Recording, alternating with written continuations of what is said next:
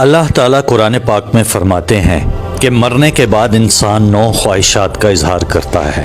سورۃ النباہ آیت 40 میں قرآن پاک فرماتا ہے، اے کاش میں مٹی ہوتا۔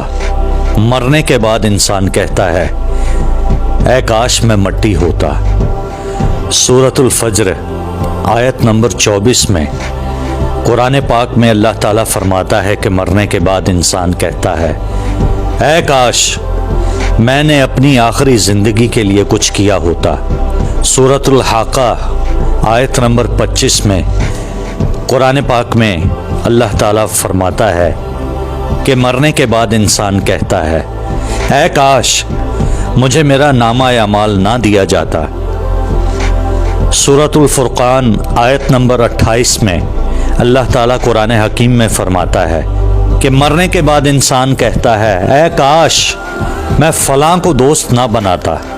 سورۃ الاحزاب آیت نمبر 66 میں قرآن پاک میں اللہ تعالیٰ فرماتا ہے کہ مرنے کے بعد انسان کہتا ہے، اے کاش ہم نے اللہ اور اس کے رسول صلی اللہ تعالیٰ علیہ وآلہ وسلم کی فرما برداری کی ہوتی۔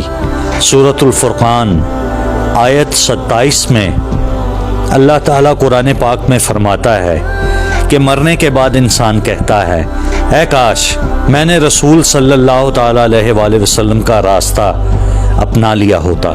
سورۃ النساء آیت نمبر 73 میں اللہ تعالیٰ قرآن حکیم میں فرماتا ہے کہ مرنے کے بعد انسان خواہش کرتا ہے، اے کاش میں بھی ان کے ساتھ ہوتا تو بہت بڑی کامیابی حاصل کر لیتا، یعنی ایمان والوں کے ساتھ۔